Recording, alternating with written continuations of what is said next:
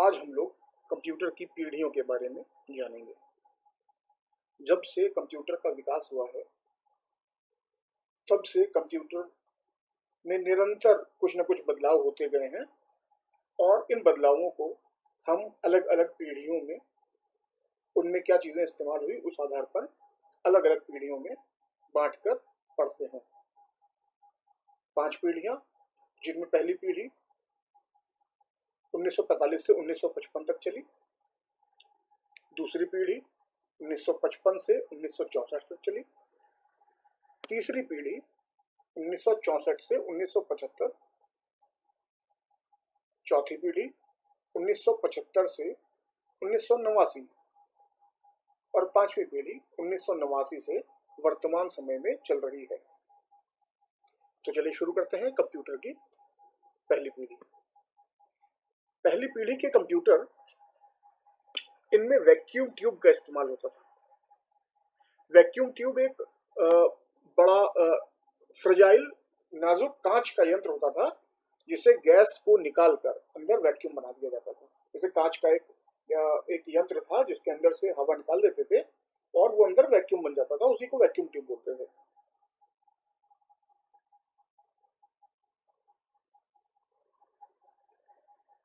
Vacuum ट्यूबों में electron प्रवाह को नियंत्रित करने के लिए इलेक्ट्रोड होते हैं और प्रारंभिक कंप्यूटर में इसे एक स्विच या एम्पलीफायर के रूप में उपयोग किया जाता था।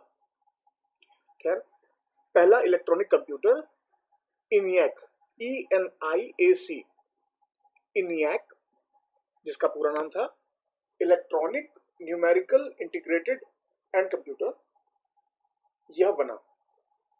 अगर आपसे कोई सवाल पूछे कि पहला इलेक्ट्रॉनिक कंप्यूटर कौन सा था, तो वो था इनियक, जिसका आविष्कार जे प्रेस्पर एकर्ट ने करा। जे प्रेस्पर्ड एकर्ट और जॉन विलियम मॉचली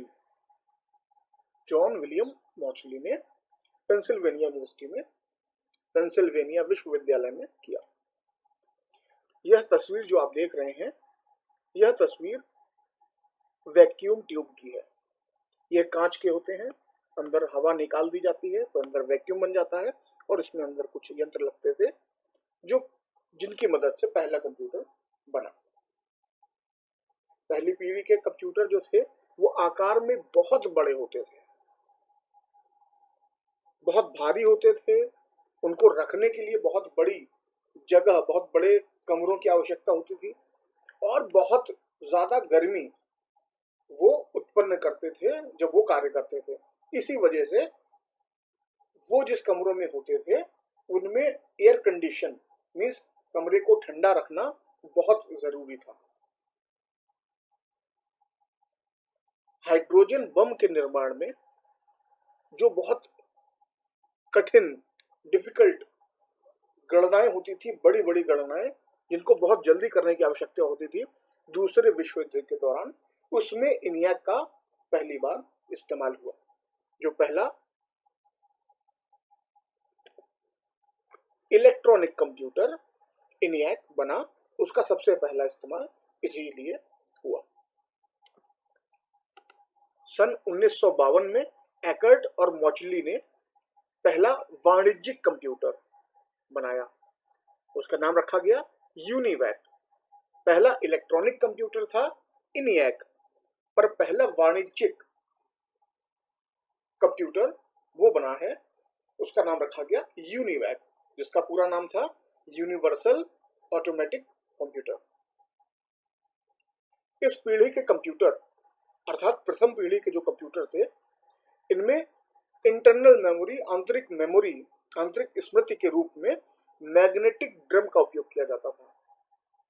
इस जनरेशन में प्रोग्रामिंग मींस कंप्यूटर में जो कोडिंग होती थी वो मशीन और असेंबली लैंग्वेज में ही की जाती थी, अर्थात 0 और 1 के फॉर्म में मशीन कोड पर ही आधारित होती थी। इसके बाद आई दूसरी पीढ़ी जो कि 1955 में शुरू हुई। इनमें वैक्यूम ट्यूब को हटाकर ट्रांजिस्टर्स का इस्तेमाल शुरू किया गया। ट्रांजिस्टर का जो डेवलपमेंट था, पहली बार जो बनाया है वो बनाया है विलियम शॉकले ने सन 1947 में। अब इस बात में आप कंफ्यूज ना होइएगा कि विलियम शॉकले ने ट्रांजिस्टर बनाया है 1947 में और दूसरी पीढ़ी के कंप्यूटर बने 1955 में। तो जो ट्रांजिस्टर 1947 में बने उनको कंप्यूटरों में इस्तेमाल 1955 से शुरू किया गया। इस वजह से कंप्यूटर की जो दूसरी पीढ़ी है वो 1955 से मानी जाती है। सामने जो आप चित्र देख रहे हैं, ये चित्र आपको कुछ ट्रांजिस्टर्स दिखा रहा है। इन ट्रांजिस्टर्स की वजह से कंप्यूटर पहले की तुलना में आकार में छोटे हो गए। बहुत छोटे नहीं हुए, पर जितने बड़े पहले बन रहे थे कंप्यूटर, उनसे थोड़ा सा साइज उनका कम हो गया, उनका आकार थोड़ा कम हो गया। वो पहले बहुत यूं तो तेज थे खैर, लेकिन जितनी तेज थे उनसे और ज्यादा तेज हुए कंप्यूटर। उनकी जो कैलकुलेशन करने की जो स्पीड थी, उनकी रफ्तार थी, वो पहले से तेज हो गई और साथ ही वो सस्ते भी हो गए। अर्थात पहले से थोड़े छोटे, थोड़े ज्यादा तेज और सस्ते भी हो गए। अब वो कम एनर्जी का भी इस्तेमाल करते थे, कम एनर्जी भी उत्पन्न करते थे और इन कंप्यूटरों में प्रोग्रामिंग करना जो पहले सिर्फ मशीन लैंग्वेज में होती थी, वो अब थोड़ा आसान हो गया। इस पीढ़ी के कंप्यूटरों का जो मुख्य इस्तेमाल है वो, क्योंकि द्वितीय विश्व युद्ध बीत चुका था, तो अब जो नए एनर्जी के सोर्स, इसके पहले तो हम लोग बिजली जो है पानी से बनाते थे, कोयले से थर्मल पावर प्लांट में बनाते थे, पर अब नई तरीके की ऊर्जा जो है वो मनुष्यों को प्राप्त हुई थी, उसका नाम था न्यूक्लियर पावर। और न्यूक्लियर पावर के जो प्लांट्स थे उनमें ये कंप्यूटर लगाए गए, उनमें इन कंप्यूटरों का इस्तेमाल शुरू हुआ। इन कंप्यूटरों में आंतरिक स्मृति या मेमोरी के तौर पर चुंबकीय टेप, मैग्नेटिक टेप का इस्तेमाल शुरू हुआ। 1964 के बाद से जो कंप्यूटर बनना शुरू हुए, उनमें पिछले कंप्यूटरों में जैसा ट्रांजिस्टर इस्तेमाल होता था, उनकी जगह आईसी यानी इंटीग्रेटेड सर्किट ने ले ली। तीसरी पीढ़ी के कंप्यूटरों में एकीकृत परिपथ, ये इंटीग्रेटेड सर्किट की हिंदी है, एकीकृत परिपथ, इनका इस्तेमाल शुरू हुआ। आईसी एक जटिल चिप होती है, बड़ी बहुत ज्यादा उसमें, मतलब छोटी सी चीज में बहुत सारा सर्किट बनाया जाता है और इसमें बहुत सारे ट्रांजिस्टर्स लगे होते हैं। अर्थात एक एक ट्रांजिस्टर न लगा के कई सारी ट्रांजिस्टर को एक ही चिप में, एक ही इंटीग्रेटेड सर्किट में लगा के उसको आईसी का नाम दिया गया और ये पूरी पूरी आईसी अब इस्तेमाल होना शुरू हो गई। इस आईसी का इस्तेमाल, इसका इसका आईसी का आविष्कार, माफ कीजिएगा, टेक्सास इंस्ट्रूमेंट्स कंपनी के द्वारा 12 सितंबर 1958 में जैक किल्बी ने किया। तीसरी पीढ़ी के जो मुख्य कंप्यूटर थे वो थे ICL 2903, ICL 1900, यूनिवैक 1108 और सिस्टम 1360। यह चित्र जो आप देख रहे हैं, यह एक इंटीग्रेटेड सर्किट यानी आईसी हमको दिखा रहा है। आईसी के अंदर बहुत सारे छोटे छोटे ट्रांजिस्टर लगाए जाते हैं, उन्हें सिलिकॉन चिप्स पर लगाया जाता है, जिन्हें अर्धचालक यानी सेमीकंडक्टर भी कहते हैं।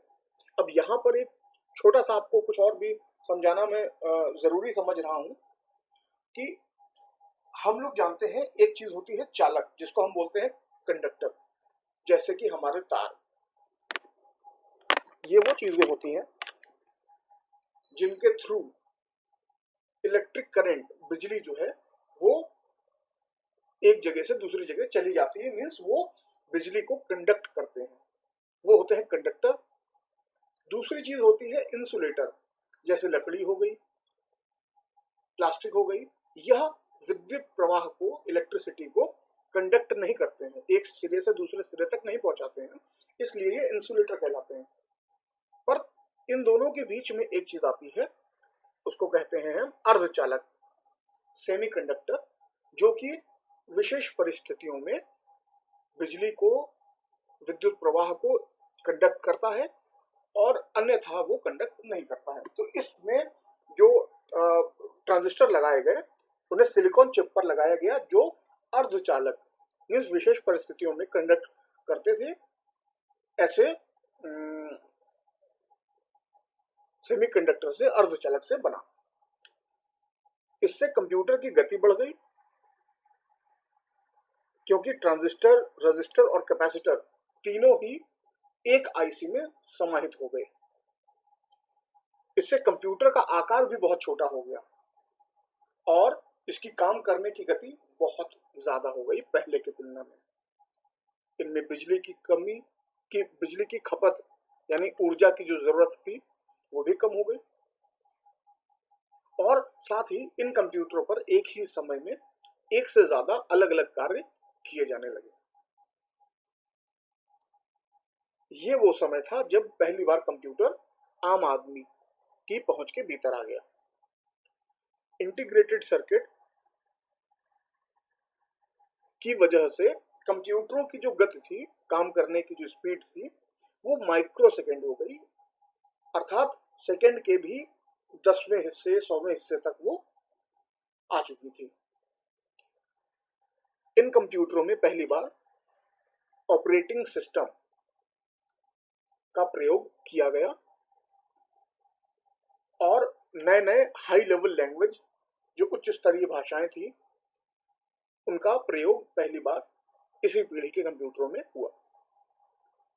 एक बहुत ही प्रचलित उच्च स्तरीय भाषा जिसका नाम beginners all purpose symbolic instruction code, short में कहें तो बेसिक, एक बहुत ही प्रचलित उच्च स्तरीय भाषा इसी पीढ़ी के कंप्यूटरों में इस्तेमाल होना शुरू हुई। इसके बाद आई चौथी पीढ़ी, जो 1975 में शुरू हुई। चौथी पीढ़ी के कंप्यूटरों में माइक्रो प्रोसेसर का इस्तेमाल शुरू हुआ। ये कंप्यूटर वर्तमान में उपयोग होते हैं। अगर हम अपने बचपन की बात करें तो जो कंप्यूटर्स इस्तेमाल हो रहे थे उनमें माइक्रो प्रोसेसर का इस्तेमाल हो रहा था, आज भी हो रहा है। पर इन कंप्यूटर्स में जो सबसे पहले वैक्यूम ट्यूब इस्तेमाल हो रहे थे पहली पीढ़ी में, दूसरी पीढ़ी में ट्रांजिस्टर इस्तेमाल हो रहे थे, तीसरी पीढ़ी में आईसी, इंटीग्रेटेड सर्किट इस्तेमाल हो रहे थे, उनकी जगह माइक्रो प्रोसेसर ने ले लिया। इस जनरेशन में, इस पीढ़ी में माइक्रो प्रोसेसर चिप विकसित किए गए थे पहली बार, और माइक्रो प्रोसेसर का आविष्कार सन 1971 में मार्शियन ई हफ द्वारा किया गया।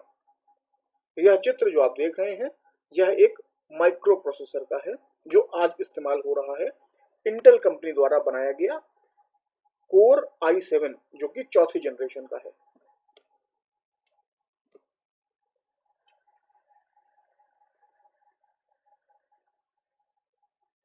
इस पीढ़ी में कंप्यूटर बहुत छोटे हो गए और हमारे हाथ की हथेली में फिट हो गए, पाम टॉप वगैरह जैसे। इस दौरान हम लोग कंप्यूटर्स में माउस का इस्तेमाल, अन्य पेरिफेरल डिवाइस जैसे कि प्रिंटर, स्कैनर, इन सब का इस्तेमाल शुरू कर चुके थे। जॉयस्टिक इत्यादि के माध्यम से हम लोगों ने गेम खेलना शुरू कर दिया था। और इससे जो एक सबसे बड़ा बदलाव हुआ वो ये था कि माइक्रो प्रोसेसर की तकनीक जिस आधार पे बन रही थी वो थी लार्ज स्केल इंटीग्रेशन, अर्थात फैक्ट्रियों में, बड़ी बड़ी इंडस्ट्रीज में बड़े पैमाने पर, लार्ज स्केल पर माइक्रो प्रोसेसर्स बनने शुरू हो गए। और इसी कारण ये जो माइक्रो प्रोसेसर थे, इनमें छोटी सी चिप होती थी लेकिन लाखों ट्रांजिस्टर्स इसमें लगे होते थे। और क्योंकि ये लार्ज स्केल पे बनने शुरू हो गए, इसलिए इनकी वैल्यू, इनकी कीमत काफी कम हो गई और आम आदमी इसको बहुत आराम से लेने लगा। आज दुनिया में दो बड़ी माइक्रो प्रोसेसर बनाने वाली कंपनियां हैं। पहली है इंटेल, जिसका प्रोसेसर अभी हम लोगों ने चित्र में देखा, और दूसरी है AMD. Operating system MS DOS, जिसका पूरा नाम है Microsoft MS disk operating system DOS, MS DOS की पहली बार इस्तेमाल इसी पीढ़ी में हुआ था।